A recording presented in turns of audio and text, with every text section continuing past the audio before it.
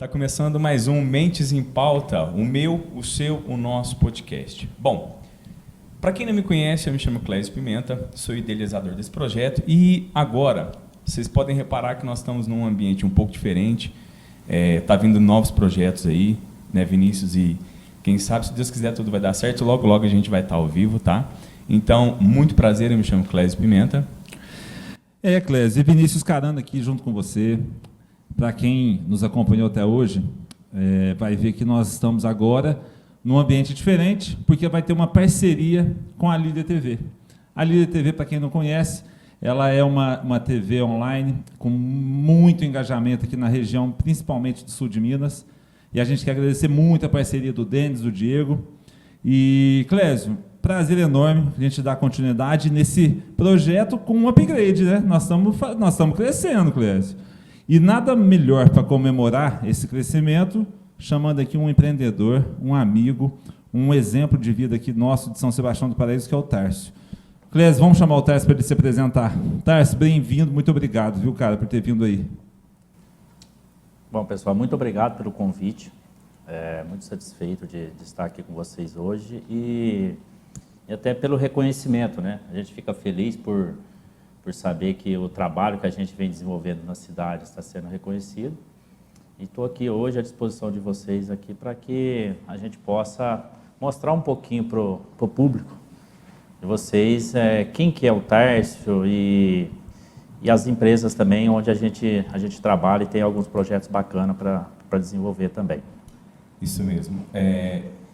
Para mim é uma honra estar com ele aqui, porque eu posso chamar ele de um amigo do coração. E, assim, o que mais me encanta, não só o que ele faz e fez em toda a sua vida, em toda a sua carreira, mas a história de vida dele, tá? E eu gostaria de começar Tárcio, já com esse gancho da sua história de vida, para você falar um pouco da sua infância e o processo que foi se dando, o seu crescimento, mas fala lá, do princípio de tudo, de onde você começou, de onde você veio, quem que é a sua família e tudo. Bom, vou falar um pouco da minha infância, né? A gente não pode nunca se esquecer das raízes da gente. Eu sou filho de produtor rural, até meus 18 anos sempre morei no sítio, sempre, ainda, né, até hoje a gente tem esse lastro, né? O principal ganho de vida nosso hoje ainda vem do setor agrícola. Mas eu sou natural de Paraíso. Eu nasci em 1983, dia 28 de fevereiro, sempre morador da região da Queimada Velha, que é mais conhecida aqui na cidade, mas é um pequeno bairro que é o Barreirinho, onde meu avô, de origem italiana, iniciou os trabalhos, não sei te falar o ano, mas meu avô conseguiu, né, comprar um pequeno pedaço de terra nessa região, onde teve os filhos dele, né, meus tios e tias, e eu nasci nessa região próxima à Queimada Velha. Foi uma infância muito, muito difícil, porque a gente não tinha nada de luxo, nem nada, mas acho que a maioria das infâncias, né, dessa época foi mais ou menos nesse sentido, porque hoje a gente tem muita tecnologia, muita informação. Muito acesso a muita coisa, né? Muito mais fácil, né? Muito mais fácil. Então, só que a infância nossa foi difícil aos olhos de hoje. Mas para a gente sempre teve muita alegria. Eu tenho mais outros 2 irmãos, o Tarcísio, que é o irmão mais velho, apenas 10 meses e 28 dias de diferença, e o Túlio, que é o caçula. Ele é de 91 e hoje nós trabalhamos juntos. Meu pai, Edgar, esse é o esteio da família até hoje. Minha mãe, né, que Deus o tenha, a mãe faleceu já há 8 anos atrás, sempre também batalhadora, sempre lutando para o bem da família, dona de casa. Meu pai também sempre de origem agrícola, né, até hoje também a empresa familiar. E aí a gente veio desenvolvendo, né, já logo na infância, essa responsabilidade com a família. Eu, aos 7 anos, eu já trabalhava com meu pai na roça.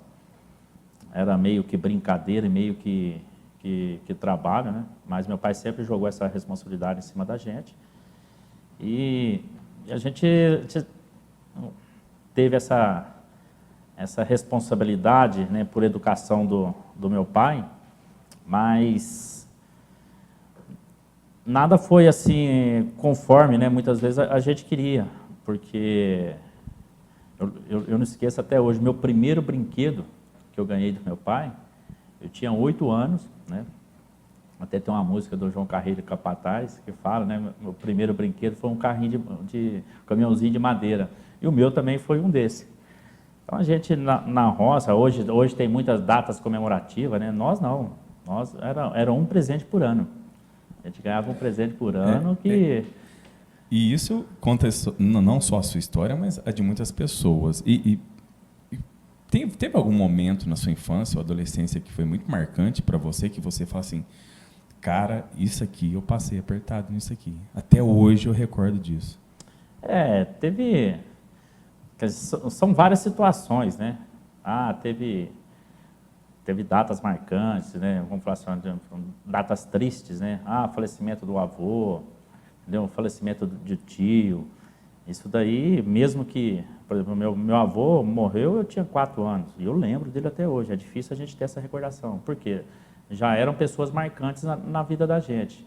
Mas aquela vida bucólica, né, lá no sítio, tudo, isso sempre foi de muito agrado nos padrões de vida nossa. Mas a partir do ponto que a gente foi, né, desenvolvendo uma responsabilidade maior, até em termos de trabalho, porque meu pai, quando eu tinha de 10 para 11 anos, eu e meu irmão mais velho, mas nós não somos uma idade muito grande, né, de diferença uma da outra. Mas a gente já tinha essa responsabilidade de, quando nós íamos trabalhar no sítio, né, na fazenda lá do meu avô, nós éramos obrigados, assim, em termos, né, não vamos falar obrigado, mas a gente tinha a responsabilidade de, a gente fala, puxar a turma. Na ausência do meu pai, tinha mais 3, 4 trabalhando com a gente, e nós tínhamos que ser os pioneiros, né, das diárias que tinha lá. Mas a minha vida começou a ficar um pouco mais marcante, né, e é até engraçado de se falar. Eu agradeço hoje, né, por eu ter tido um câncer. Por quê? Em 96, eu tinha 13 anos, eu fui diagnosticado com câncer. Mas não foi do dia para a noite, né? Eu comecei, né, no amanhecer de um pós-festa de aniversário de um primo meu, amanheci com uma cólica chata e tal. Beleza, minha mãe ainda brincou comigo. Falou, isso daí é que você comeu muito ontem, né, desesperado para comer. E aí, beleza, amanhã dor de novo, depois de amanhã dor de novo. Isso persistiu por uns 15 dias. Aí a minha mãe procurou, né, um médico, fez um exame ou outro. Naquela época, para você ver, que não é muito, né? Nós estamos falando em 25 anos. 25 anos atrás. 25 anos atrás. Na cidade não tinha tomografia.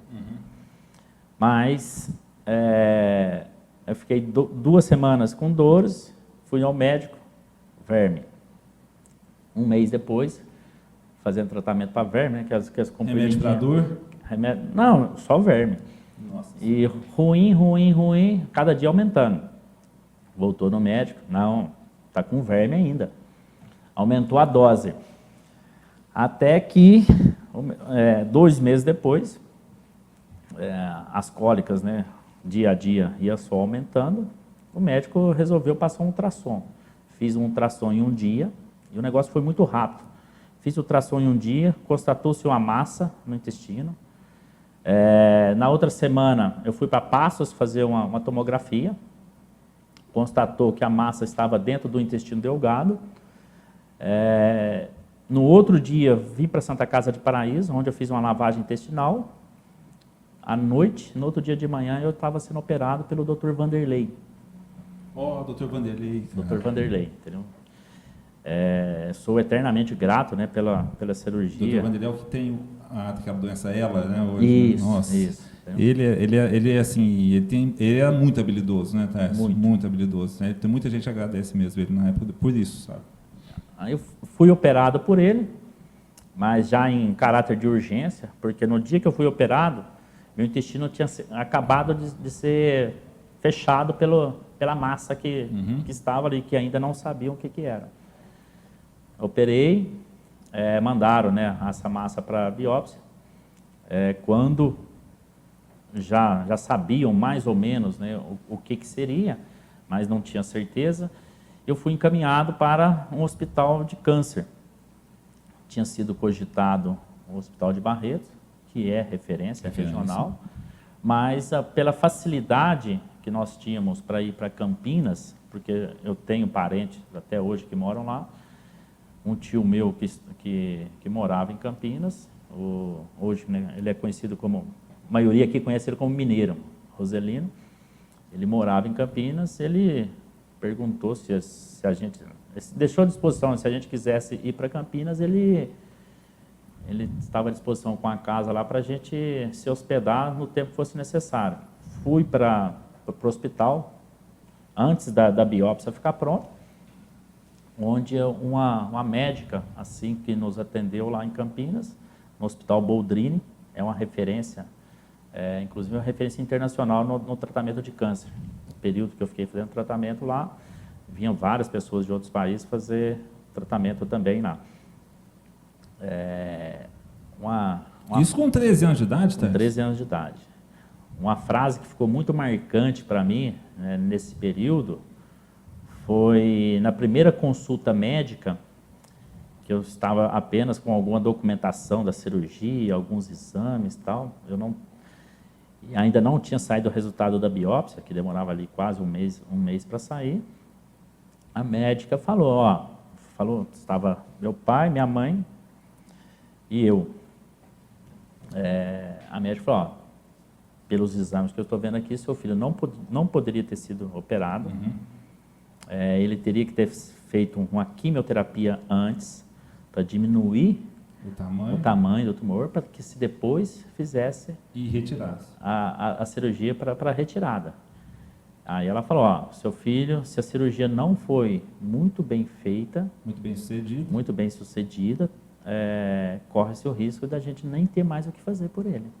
Nossa Senhora. Eu ali do lado... Você ouvindo isso? Tá? Eu ouvindo isso, tipo assim, só que mesmo na infância, né, mesmo tendo ali meus 13 anos, mas a gente já carregava uma responsabilidade muito grande já nas costas, eu pensei, essa mulher está doida, eu fiz a cirurgia esses dias, já estou bem, né, assim, fisicamente, estou me sentindo bem falando isso, né?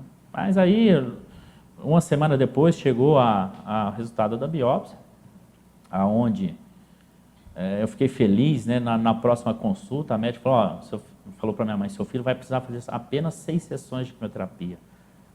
Aí a gente já tinha ouvido falar alguma coisa sobre quimioterapia.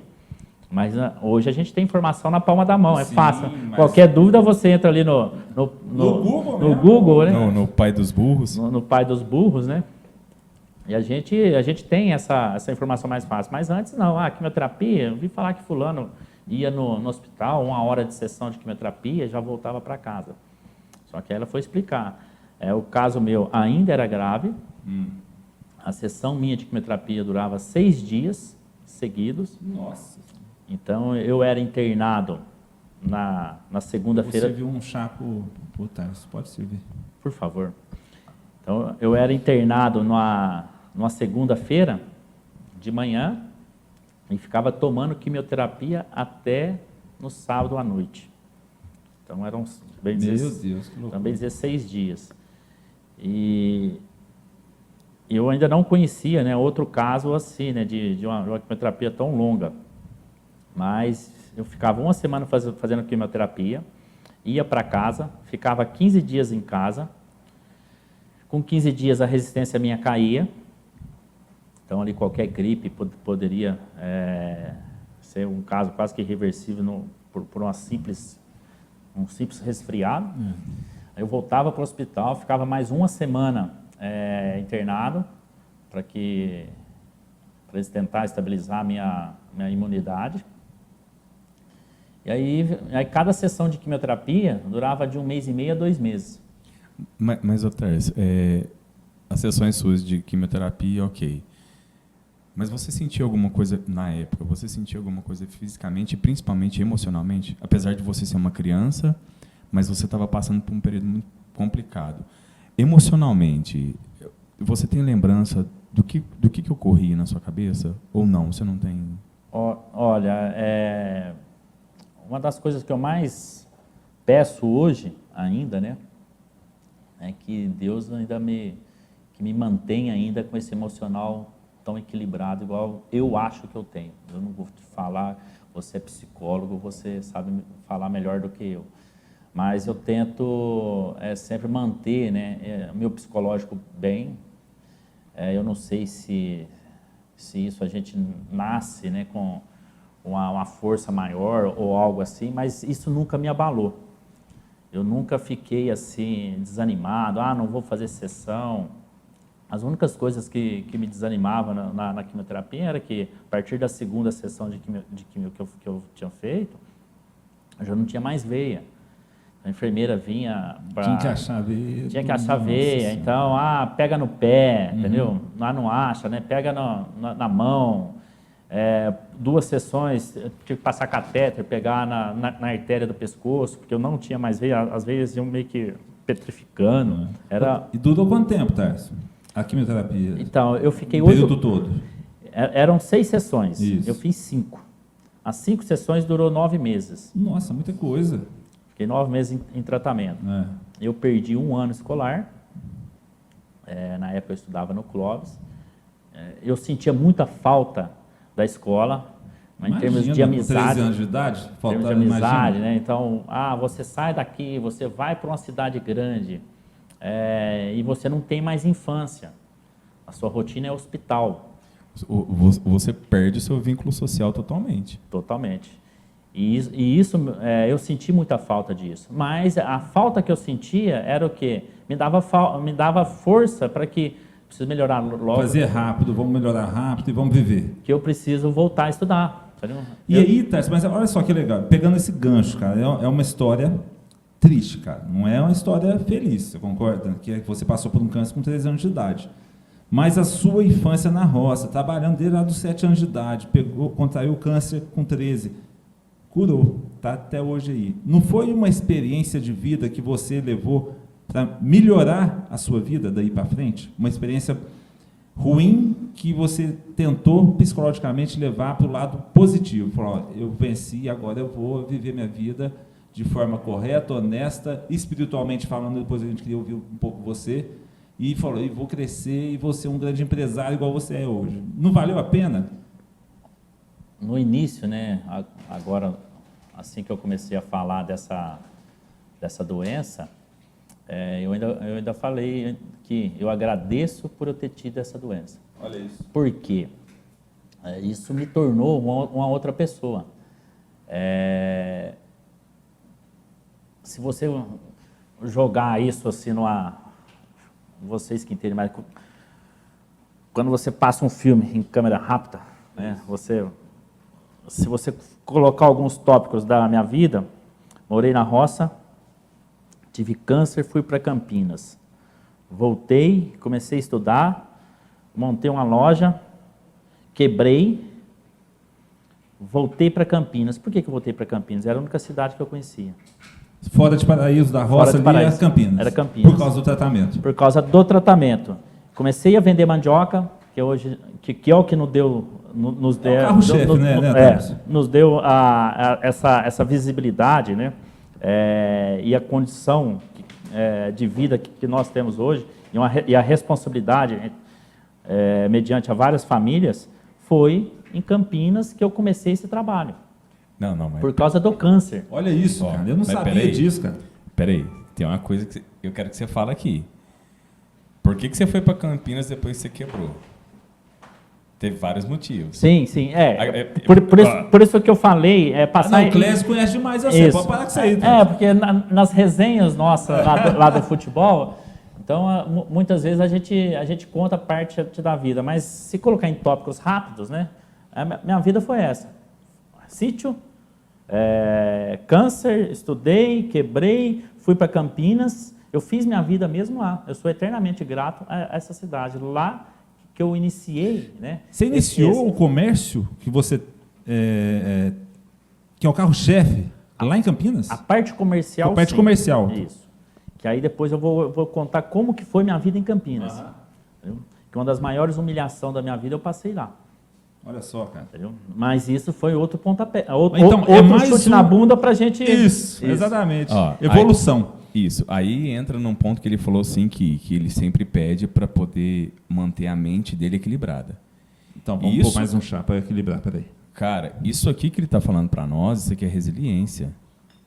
A vida mostrando algumas coisas para ele, e o cara fala assim, não, peraí, é mais um pontapé para mim poder seguir. Bom, mas... Esse é o psicólogo que está falando, né, Té? Então vamos dar continuidade aí. Por isso que eu sempre peço, né, para que Deus me mantenha assim, equilibrado. Obviamente, todo mundo tem os seus momentos ali que você sai um pouquinho da casinha, né? Isso eu creio que é normal. Isso é normal, né? Não pode falar que não. Então, isso não tem o que questionar. Mas quando, logo depois do tratamento que eu fiz em Campinas, né, toda a cirurgia muito bem sucedida, a cirurgia que eu fiz retirou 60% do meu intestino delgado. Quando eu falo isso para o pessoal, mas você tem uma vida normal? Eu tenho, e bebo mais do que você ainda. Isso não me afeta em nada hoje. E o pessoal, mas qual que é o risco seu hoje? O risco que eu tenho de ter novamente o câncer é o mesmo que você tem de contrair um câncer. Então, estou 100% curado. Eu tinha até, por questões de quimioterapia, o único receio que eu tinha é talvez de não poder ter filho, né? Porque eu sempre pensava, será que a sequela minha, talvez pelo um tratamento muito forte, vai ser esse? Mas graças a Deus eu tenho... Tem uns catarretinhos já? Tenho os 3 filhos lá que são, vamos falar assim, são os combustíveis hoje, né? Para a gente continuar brigando nesse mundo maluco aí do mercado comercial. Isso. Mas a minha trajetória em Campinas, né, essa primeira trajetória, ela... Conta para nós, Tarso, então, o lance de você ter começado lá em Campinas, até como referência que você tinha de cidade. Aí, logo depois que eu terminei meu tratamento, voltei para Paraíso, fiz meus estudos normais aqui, terminei o primeiro grau, o segundo grau, né, que hoje muda-se muito os nomes. Direito, né? Fiz técnico em contabilidade no Clóvis, logo quando lançou o curso médio lá, pós-médio, né, que se falava. Depois eu comecei a fazer faculdade de Ciências da Computação em Franca. Eu tive vontade de fazer curso de informática, né, faculdade de informática, porque no período que eu perdi meu ano escolar, quando eu estava doente em Campinas, assim que acabou o tratamento, eu fiz um cursinho de informática lá. Uma tia minha me ajudou lá, falou, para você não perder totalmente o ano, faz um curso de informática. Fiz o curso de informática lá. E eu sempre tive essa vontade de entrar na área de TI. Comecei a fazer faculdade depois em Franca. Eu estava trabalhando na Coparaíso, ia todos os dias para lá. Logo em seguida do primeiro ano, passei para o segundo ano e abriu aqui em Paraíso, né? 5 anos inaugurou o SEDUC. Eu fiz sistema de formação, a primeira turma do sistema. Fiz 3 anos. Nesse período que eu trabalhava na Coparaíso, eu tentava uma vaga na área de TI da Coparaíso. Eu não consegui essa oportunidade lá. Eu nunca fui acomodado. Eu pedi, né, para sair da Coparaíso. Eu trabalhei por 4 anos lá na contabilidade, uma empresa que me ajudou muito, eternamente grato também pelas pessoas que me acolheram lá. E aí eu montei uma lojinha de informática. não consegui passar para a área de TI da Coparaíso, fui lá e Vou montar uma loja de informática. pedi as contas, estou saindo, tal, beleza. Isso é do empreendedor, né, cara? Isso é Montei uma lojinha de empreendedor. informática. Primeira empresa que eu montei, sem experiência nenhuma e principalmente sem dinheiro nenhum. Eu montei ela hoje, amanhã eu já precisava vender alguma coisa porque eu precisava comprar, né, o almoço já. Nisso eu tinha saído da roça, tinha vindo morar com a minha avó, montei a lojinha de informática, mas foi em 1 ano e meio eu já quebrei, mas quebrei bonito, né? Porque Hoje a gente dá risada, né? Mas é é fácil. eu dou risada hoje. Eu quebrei aquele negócio, né? Nossa, eu estou devendo, o que eu faço? Aí meu pai falou, meu pai também, né? Muito sistemático. Seu pai tava na roça? Meu pai na roça. Meu pai é muito sistemático. Ó, fulano tá cobrando. Você vaza daqui, moleque. Você não vai aguentar a pressão aqui, não. Então, nessa história toda, nesse fato de quebrar, você acabou ficando devendo para muita gente aqui. Muita gente. Fiquei devendo para muita gente aqui em Paraíso. Banco, tal. Aí fiquei devendo um aluguel para a conta de energia do cômodo lá, eu não conseguia pagar, eu não tinha de onde tirar. E meu pai piorou, porque meu pai lá no sítio também vendia o almoço para comer a janta e... E se ele te desse dinheiro, faltava lá. Entendeu? E aí meu pai também, ó, no que ele pôde, ele auxiliou, mas no resto, você fez os seus rolos aí, você se vira. Mas o que? Eu quebrei não foi por malandragem, foi por inexperiência.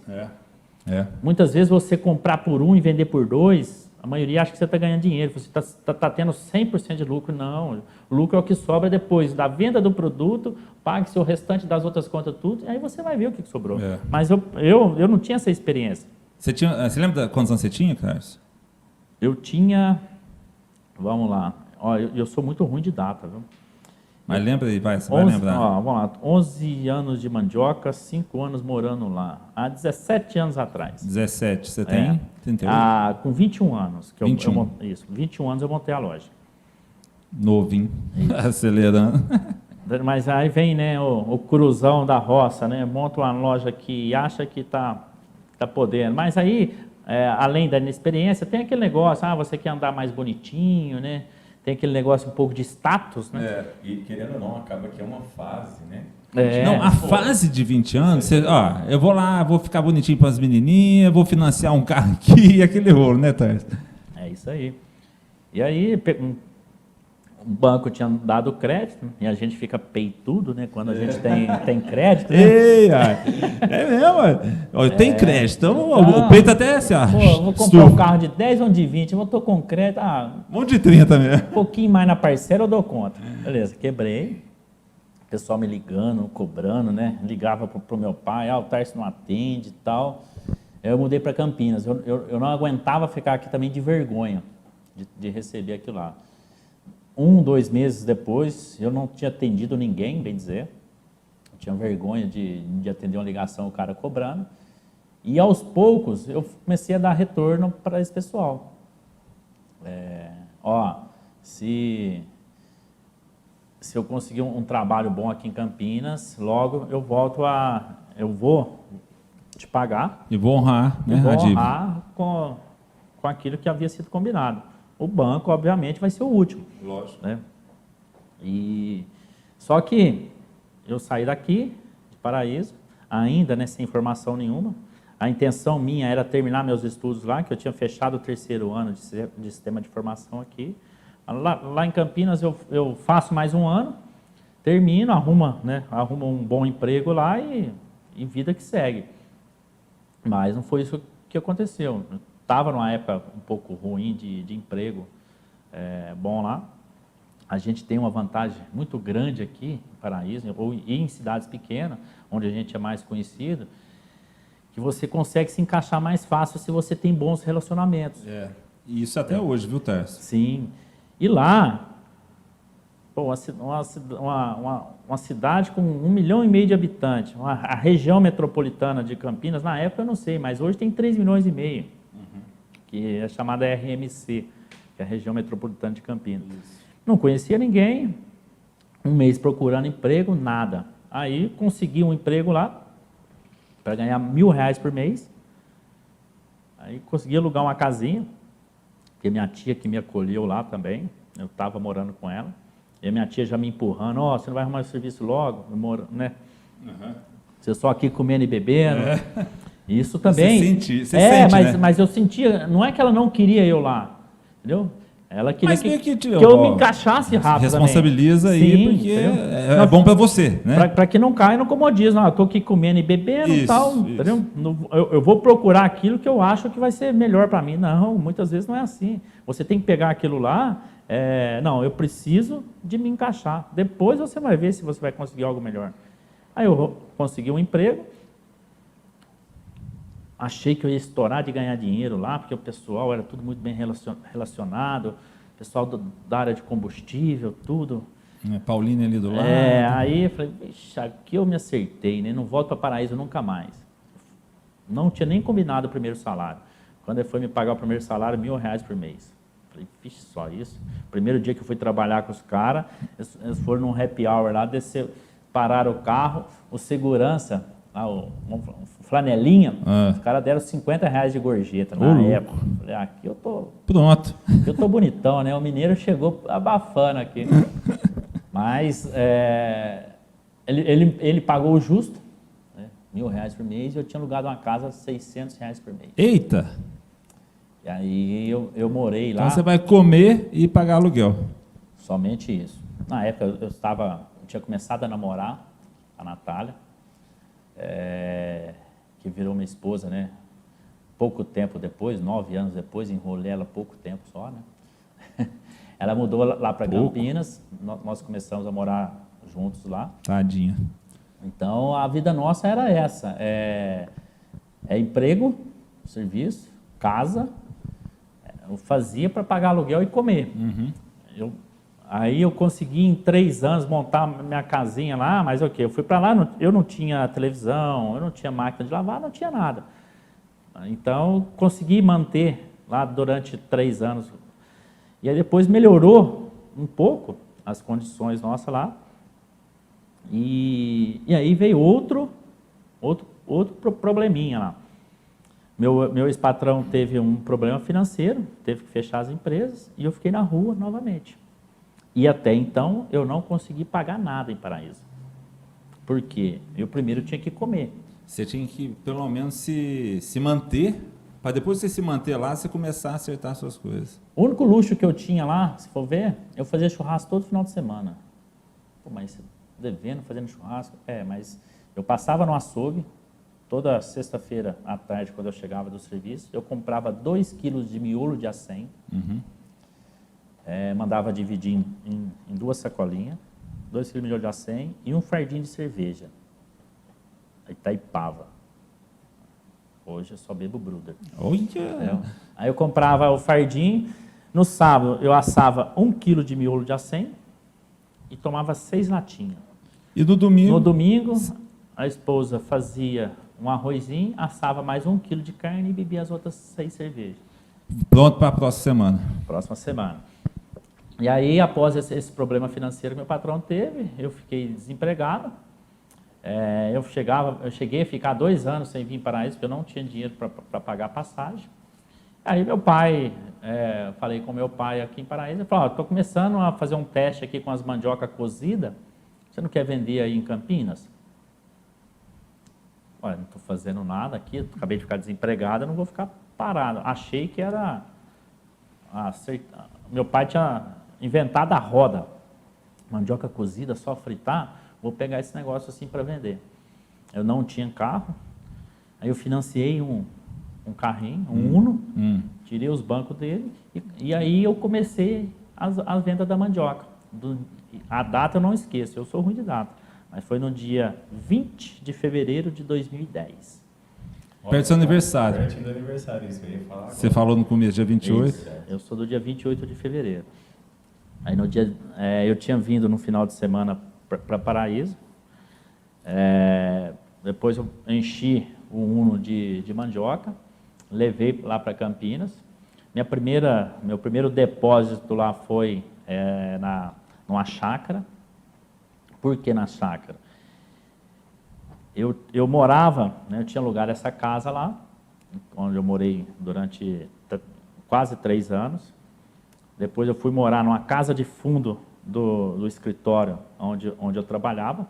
Eles deixaram eu morar numa casa era o quarto da empregada. Era o quarto da empregada e uma lavanderia. A lavanderia eu fiz de cozinha e morava no outro quarto. Não pagava mais aluguel. Até que, quando eles fecharam a empresa, eu comuniquei à dona da casa, falei, ó, eles estão mudando daqui, porque a casa era alugada, eles estão saindo daqui, só que eu preciso de uns 20 dias para que eu mude daqui. Acabei de arrumar um outro local para eu morar, que era nessa chácara, e eu estou organizando. Nessa chácara era um porão da casa da chácara. Entendi, onde eu conheci, o cara já era conhecido, deixou eu morar lá para eu pagar R$400 de aluguel por mês. Eu tive que pintar tudo lá. E eu estava... R$400 para você morar num porão. Isso, para eu morar num porão. Né? E eu estava desempregado. Pelo menos eu vou fazendo meus bicos aqui. Cheguei poucas vezes, mas já peguei terreno para limpar. E aí eu conversei com a dona da casa. A casa tinha uma piscina. Falei para ela, ó, se você quiser trazer gente para ver a casa aqui, para alugar, enquanto isso eu vou cuidando da piscina aqui, na virada do ano eu mudo, que eu estou pintando a casa, a chácara lá. Eu estava fazendo um bico numa outra empresa lá, que era do ex-patrão meu. Ele tinha uma transportadora, eu ia lá, de vez em quando eu fazia um fretezinho de caminhão, mas no que eu trabalhava mesmo, que eu fazia financeiro de alguns postos de combustível, eles tinham fechado. E eu tinha esse acordo, né, verbal com a dona da casa. Só que no dia 23 de dezembro de 2009, eu comecei a vender mandioca no início de 2010. Eu chegando em casa, né, véspera de Natal, eu chegando em casa, estava a polícia e oficial de justiça lá. Os ex-patrões não tinham pago os últimos aluguéis e ela entrou com um processo de reintegração de posse. E quando eu cheguei, eram as 8 horas da noite, despejo, né? Não era nem despejo, né? Era reintegração de posse e eles estavam me despejando, assim, ó, mas não era ação de despejo. Porque o aluguel era com outro. Eu morava de favor no fundo. De favor, né? E aí o oficial de justiça falou, você não pode entrar. Eu falei, como assim? Eu moro aqui. Não, você não pode, a dona da casa. Eu tentei ligar para ela, ela não me atendeu. E aí eu falei, não brinca não, eu não moro aqui não. Quer dizer, eu não sou daqui da cidade, né? Eu não tenho para onde ir. Não, o senhor agora vai ter que entrar com um processo para conseguir retirar suas coisas de dentro da casa. Nossa Senhora. Cara, ali... Mais um baque. Mais uma vez, a resiliência teve que... Ali eu falei, não, eu não estou passando por isso. Entendeu? No outro dia já era Natal. Mais uma semana, eu já ia mudar. Porque eu estava organizando a casa lá. Sair na virada do ano, você falou. Porque eu precisava pintar, porque era um porão todo embolorado. O porão, o que era? Era um banheiro e uma sala grandona. E aí o oficial de justiça ficou com dó de mim e falou, você consegue mudar hoje? Isso era 9 horas da noite. Meu santo. Aí eu falei, consigo.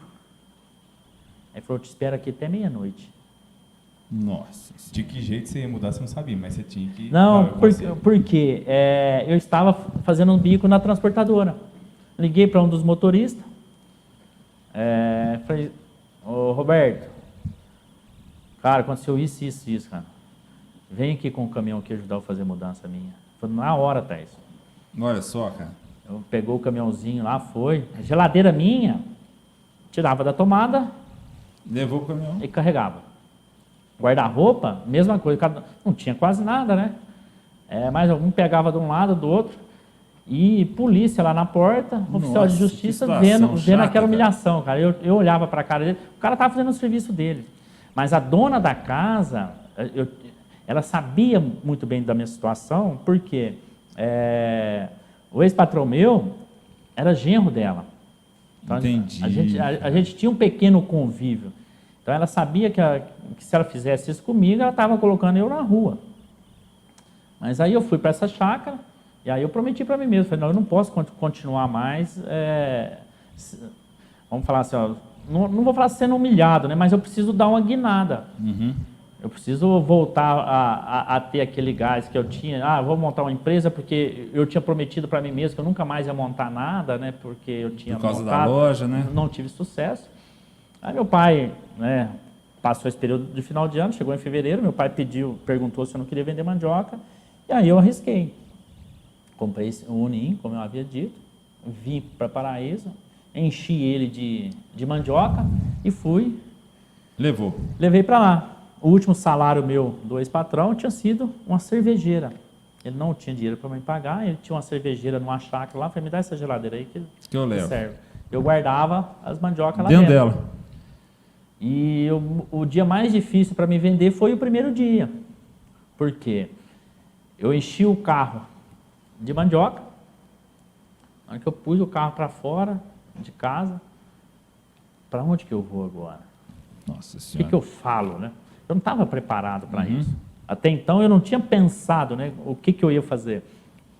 Na hora que eu fui para a rua, falei, putz, e agora, né? O que eu faço? Aí eu fui bater na porta de alguns locais onde eu almoçava. Eu almoçava aqui, eu almoçava ali, e aí eu comecei a vender mandioca em alguns restaurantes, e onde eu não conhecia, hoje eu vou fazer esse bairro. Comecei a tocar campainha. Pegava. Tocar campainha, dona de casa, quer comprar mandioca? É só fritar. E nas residências tinha alguma aceitação, outras pessoas, não, mas eu nunca tomei assim um não daquela forma que algumas pessoas maltratam alguns vendedores de rua, mas aí nós começamos a aprender, pelas informações que eu passava por meu pai, que já existia mandioca pré-cozida lá na região, e não era no padrão que a gente tinha iniciado. E aí batia na porta de um restaurante, eu já compro da Demarque, eu já compro da Demarque, o outro eu já compro de tal distribuidora. E aí eu comecei a comprar logo em seguida, 2, 3 dias depois, comprei várias mandiocas de concorrentes, até em supermercados, e trouxe aqui para Paraíso, mostrei para meu pai, lá eles trabalham com esse padrão de produto. E aí nós começamos a melhorar o nosso produto para aquilo que o comércio lá, né, tinha como padrão. E aí a empresa foi acreditando nesse sistema. Aí 6, 7 meses depois, eu meio que falei para o meu pai, não dá mais para vender mandioca. Porque eu rodava a cidade o dia todo para vender 100 quilos de mandioca. Só que cada 2 dias gastava um tanque de gasolina. Então não dava para ter uma lucratividade em cima disso. E aí na persistência minha, por eu também não ter outra coisa para fazer, meu pai foi acreditando no projeto, sem condições nenhuma, mas meu pai também no sítio estava meio que quase que no último suspiro. Ou eu acredito, ou vou largar a mão também. Ou vou ter que vender o sítio. Tércio, mas essa ideia da mandioca sempre teve isso lá no sítio onde vocês moravam ou não? Ou isso surgiu de uma necessidade? Como é que foi? Só para a gente entender um pouco melhor de onde veio a mandioca Mateus. O meu pai sempre fala, né? O sapo não pula por boniteza, é por necessidade. Nós, né, desde a época que eu trabalhava na roça, a cultura que eu mais trabalhei foi o pêssego e o figo. Tínhamos café também. A região lá é muito isso, né? É muito figo, né? Então, no auge do figo na região, foi a época que eu estava morando, né, e trabalhando no sítio. E aí, um ano vem geada, outro ano vem granizo. O pêssego ele é muito sensível. Então, chegava final de ano, a lavoura de pêssego bonito, granizo em cima, perdeu um ano. E aí meu pai começou a diversificar. Meu pai também nunca foi acomodado, meu pai sempre tentou mexer com uma coisa ou outra, plantou maracujá, não deu certo, não colheu, vamos falar, um maracujá. Tentou uma vez um projeto de bicho da seda, uma época que o pessoal estava tentando incentivar agricultores aqui, meu pai só viu o projeto, para mim não dá. E aí meu pai começou, logo depois da fruticultura, não abandonou a fruticultura, mas começou a trabalhar um pouco com verdura, legumes. Então, mas ele mais cultivava lá quiabo, jiló, berinjela. E o meu tio, o Henrique, foi o pioneiro com a mandioca ali na nossa região. Então, o Henrique é bem mais velho de casa com questão de mandioca. Aí ele já descascava, o Henrique ele sempre descascou mandioca e vendia em alguns locais aqui em Paraíso. E como o meu irmão mais velho, o Tarcísio, ele trabalhou por pouco tempo na Colapa, ele fazia mussarela lá e a bebida láctea, muitos chamam de iogurte, né? A diferença da bebida láctea com iogurte é que um é feito com soro e o outro é feito com o próprio leite. Próprio leite. E aí meu irmão montou uma fabriquinha de iogurte lá. Comprou uma pequena caldeira, pegou uma salinha lá, um barracãozinho lá no sítio e montou uma fabriquinha de iogurte que é o Golinho. Antigo Golinho. O antigo Golinho. Muita gente vai lembrar disso. Isso, vai lembrar. É um antigo Golinho. E aí, como já tinha uma pequena caldeira, o meu pai tinha começado a plantar mandioca com o Henrique. O Henrique chamou meu pai, ó, tem uma área ali e tal, vamos plantar mandioca nela? Os dois arrendaram e plantaram mandioca nela, só que meu pai plantou sem saber para onde ia vender. Como a área para aquela época era grande, né, pelo consumo, né, de venda, né, que tinha, meu pai, ó, vou tentar fazer ela pré-cozida. Usou a caldeira, vamos falar, puxou um cano da caldeira, comprou um tachinho lá. Minto, ele usou um tacho antigo que o meu irmão tinha do iogurte e começou a cozinhar mandioca. Comprou uma seladorazinha a vácuo e vendia um pouquinho aqui em Paraíso, para um, para outro. E aí tinha um compradorzinho de fora que vinha e comprava dele.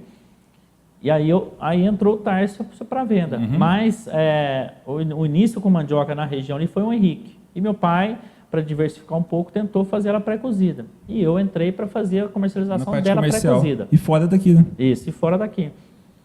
E com 7 meses depois vendendo mandioca lá, eu meio que desanimei em termos, né? Falei, não dá para continuar dessa forma. A única solução que tem é vender para os concorrentes nossos, que aí eu já conhecia os concorrentes. Porque ponto a ponto não estava dando a lucratividade, né? Quer dizer, era dando prejuízo. Porque eu fiquei durante 7 meses pegando mandioca aqui em Paraíso, vendendo lá, e não dava para eu pagar meu pai 1 centavo dela.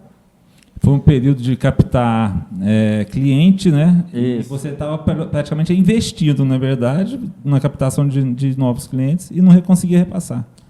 Aí logo depois, meu pai, então vamos tentar atender os distribuidores, só que precisaria de volume. Para você ter volume, você teria que construir uma câmara fria. Você tem que investir na produção. Meu pai falou, eu vou investir primeiro na sua ideia, não vou investir em câmara fria. Ele foi e alugou 18 freezer para congelar mandioca. Cara, Olha isso. Como que é importante a família também. Opa, se é. Muito importante isso, muito bacana, mas pode dar continuidade. Meu pai alugou os freezers, começou a congelar a mandioca e eu comecei a bater na porta de alguns distribuidores, que eu já havia feito isso, tipo 2 a 3 meses antes. Só que coincidentemente, né, e vamos falar, muitos falam coincidência, né, mas é mais, eu creio que é iluminação mesmo. Providência divina. Providência divina. Eu iniciei esse processo de venda em distribuidores, oferecendo para distribuidores, numa época que estava faltando mandioca. Foi mais final de ano, ninguém estava tendo mandioca, batia na porta, o cara não pode mandar um pouquinho, manda 100 quilos, manda 200 quilos para mim testar. E aí o negócio começou a encorpar um pouco mais. E aí, logo, vamos falar, 1 ano depois, no máximo, eu tinha uma meta de quando eu comecei a vender mandioca assim, em distribuidor, meu pai falava, se estiver vendendo 2 toneladas por semana, tá top, não precisa mais do que isso. Aí eu conheci uma pessoa, que é o Carlos Fonseca, ele era vendedor em distribuidoras, ele me apresentou para alguns clientes do litoral paulista, o litoral norte paulista, Ubatuba e Caraguá, aonde a empresa incorporou de vez. Meu irmão parou com o iogurte, incorporou a estrutura dele junto com a mandioca, e aí, né, vamos falar, de 11 anos para cá, a empresa a cada dia vem crescendo mais e mais. Ótimo. Então, é esse ponto que a gente queria chegar. Só que, infelizmente, o nosso tempo acabou aqui.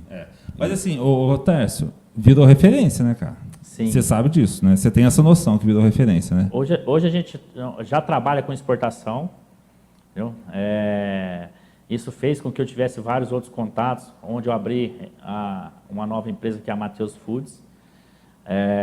Tem a Mateus Foods Distribuidoras, onde eu distribuo vários produtos aqui na região. A Demarque, que era o principal concorrente meu, hoje eu sou distribuidor exclusivo deles aqui na região. Olha de outros isso, produtos cara. deles, que é a maior empresa de polpa de fruta do Brasil. Isso. Então, hoje são meus maiores parceiros do estado de São Paulo. Então, concorrentes meus viraram parceiros e, claro, né, com muita dedicação e passando credibilidade também para os clientes nossos. E isso agora, a gente vem também tentando incorporar outros produtos, né? Aumentar? Aumentar outros produtos com a distribuição de outros produtos, que aí já é algo mais particular meu, mas usando, né, essa credibilidade que a Mandioca Mateus tem. Final de ano agora, eu inauguro uma nova empresa aqui em Paraíso. Que legal, tá? Que beleza, hein? Início do ano, eu vou abrir, também aqui em Paraíso, eu já tenho no estado de São Paulo, mas eu vou abrir aqui em Paraíso uma distribuidora. Mas eu já trabalho com essa operação aqui, mas eu vou desvincular CNPJ. O grupo está gerando quanto emprego, Tércio? Diretos hoje, mais de 100. Nossa, que potência, bom demais isso. Mais de 100 empregos diretos hoje. E a tendência é que, no máximo, em mais um ano, pelo menos 150 empregos. Ótimo. Cara, você vai ter que voltar, Tércio. Ele vai ter que voltar, vai ter muita coisa ainda. Cara. Ele vai ter que muita voltar, história, porque tem muita história e essa parte do empreendedorismo que a gente quer chegar. Tem a parte política também, que você também não conhece, que ele também faz.